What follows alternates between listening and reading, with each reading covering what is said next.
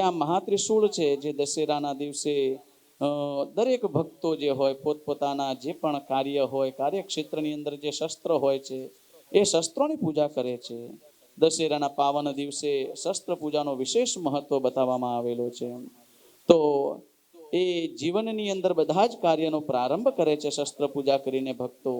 તો આજના પાવન અવસરે વર્ષમાં માત્ર અને માત્ર એક જ વાર લોકોના દર્શનાર્થે બહાર નીકળતું માતા દુર્ગા દેવીનું મહાશક્તિ સ્વરૂપ શસ્ત્ર એટલે કે મહાત્રિશૂળ, જેની પૂજા અર્ચના અને જાપ આખા વર્ષ દરમિયાન રિદ્ધિમા દ્વારા કરવામાં આવે છે.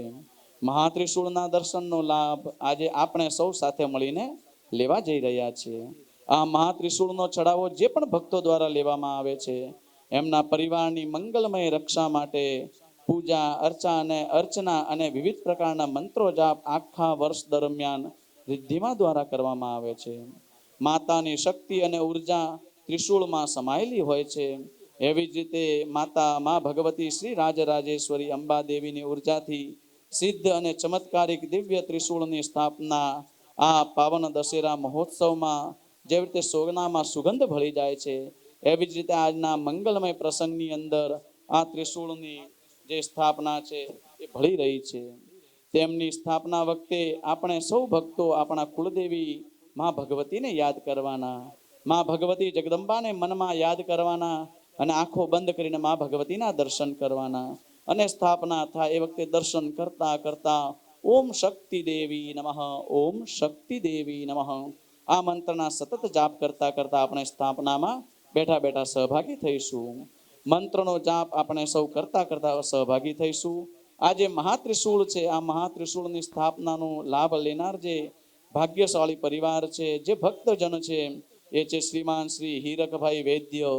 તેમની ખૂબ જ અનુમોદના અને એમના પૂરેપૂરા પરિવારને, શ્રીમાન શ્રી હીરકભાઈ વૈદ્ય પરિવારને હું સ્ટેજ પર ત્રિશૂળની સ્થાપના, મહાત્રિશૂળની સ્થાપના માટે આમંત્રિત કરું છું. આપણે સૌ મનમાં ઓમ શક્તિ દેવી નમઃ, ઓમ શક્તિ દેવી નમઃ આના જાપ સાથે સાથે આપણે જયઘોષ કરીશું. ઓમ નમઃ.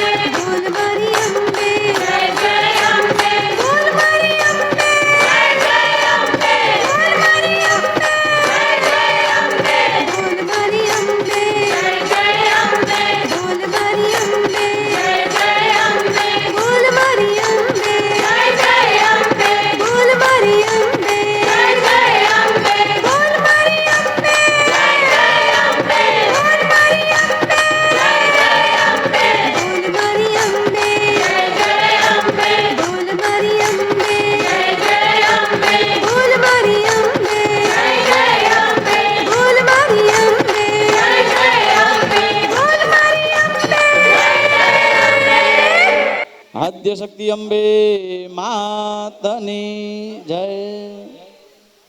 સૌને જય માતાજી સાથે આ મંગલમય મહાત્રિશૂળની સ્થાપના થઈ. અને આવું કહેવાય છે કે આ જે ત્રિશૂળ છે વર્ષમાં ઓનલી ઓન વન ડે આજે દશેરાના દિવસે જ દર્શન માટે બહાર નીકળે છે. અને એ જે મંગલમય આજનો ઉત્સવ છે તો એ ઉત્સવની અંદર ક્યાંક ને ક્યાંક હૃદય સ્વરૂપ આ ત્રિશૂળ પણ આપણને આશીર્વાદ રૂપી મનોકામના સિદ્ધિ માટેની સપ્રેમ આનંદ અને ઉત્સાહનો આશીર્વાદ વરસાવી રહ્યો છે.